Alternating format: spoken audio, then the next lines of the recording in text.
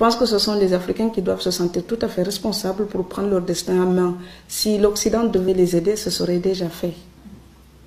Il suffit de mettre l'équivalent du budget de la Coupe du Monde dans un pays africain en même temps que la Coupe du Monde. Chaque année, enfin chaque Coupe du Monde, si on faisait ça, tous les pays africains seraient déjà développés.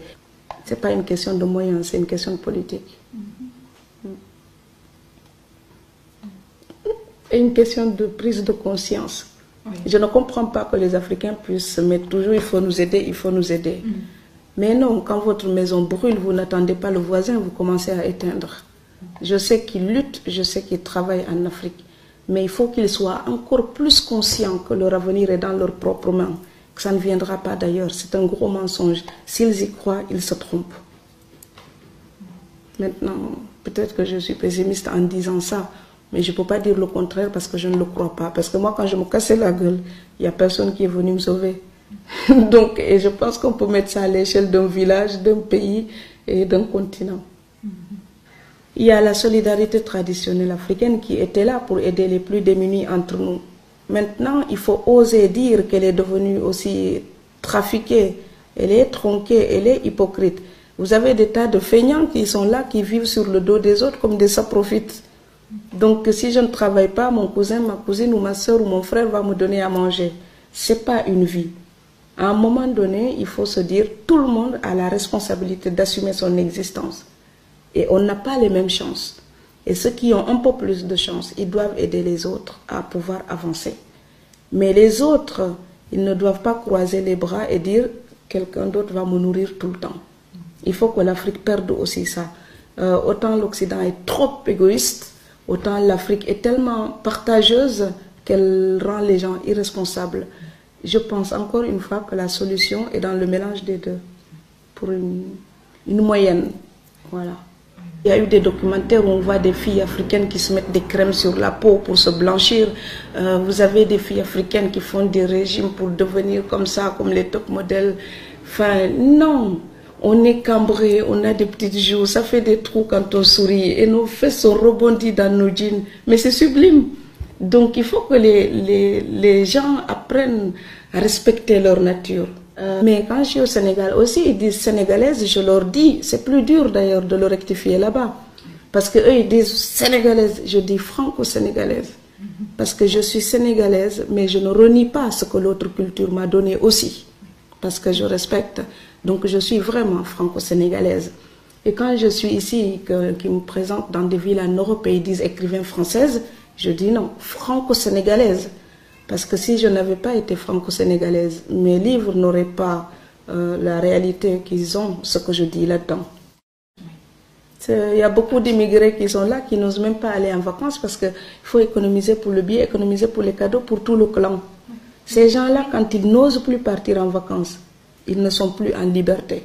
Ils sont pris en otage par un système traditionnel qui fait d'eux des esclaves, qui produisent pour entretenir des gens qui vivent psychologiquement mieux qu'eux. Donc, à un moment donné, il faut aussi que l'immigré soit conscient qu'il est devenu un instrument d'une tradition qui est falsifiée, qui est modernisée pour devenir profiteuse et capitaliste. Cette tradition qui était sociale et humaine, elle se tourne vers le capitalisme. Donc on profite de l'autre pour mieux garder le peu de choses qu'on a. L'immigré ne doit pas accepter ça. Il ne faut pas mentir aux nôtres. C'est à nous les immigrés d'enlever le mensonge des immigrés pour l'apparence. C'est confortable d'arriver au pays de faire comme si on roulait en Jaguar en Europe et avec un jet privé, alors qu'on était simplement boy ou femme de ménage ou quelqu'un qui souffre dans un travail très très dur et mal payé. À un moment donné, il faut oser dire au pays, chacun lutte sous tous les cieux. C'est pareil. C'est pas parce qu'on est en Europe qu'on a tout à distribuer comme ça. Bon, moi je veux aider les gens, je suis consciente du manque. Mais il faut qu'ils soient aussi conscients de mes peines en tant qu'exilés. Or, nous, on oublie parfois de nous demander si on va bien. Et on nous appelle, il faut envoyer ça, ça, ça et ça. Je dis, attends, dis-moi d'abord, est-ce que tu vas bien? Puisque tu ne peux rien me donner, donne-moi un peu d'amour. Après, tu pourras demander matériellement. Mais nous aussi, on n'a pas besoin de leur aide matérielle pour vivre. On a besoin de leur soutien psychologique. On a besoin de leur amour pour pouvoir trouver la force d'aller gagner ce qui nous permet de les aider matériellement. Et ça, parfois, ils l'oublient. Donc, ils n'oublient pas nos devoirs vis-à-vis d'eux, mais ils oublient que nous aussi, on pourrait attendre quelque chose d'eux. Il y a l'égoïsme du pauvre. On a tendance à l'excuser tout le temps. Mais le pauvre, il pense toujours qu'il n'y a que lui qui est malheureux sur terre. Oui. C'est terrifiant. C'est pour ça que je dis le tiers-monde ne peut voir les plaies de l'Occident. Les siennes l'aveuglent. Oui. C'est que comme on manque de beaucoup de choses là-bas, parfois ils pensent qu'ils sont les seuls à connaître des problèmes à résoudre, à souffrir de quelque chose. Non, les gens peuvent être très riches et très malheureux. Et l'Occident est très riche et parfois très malheureuse.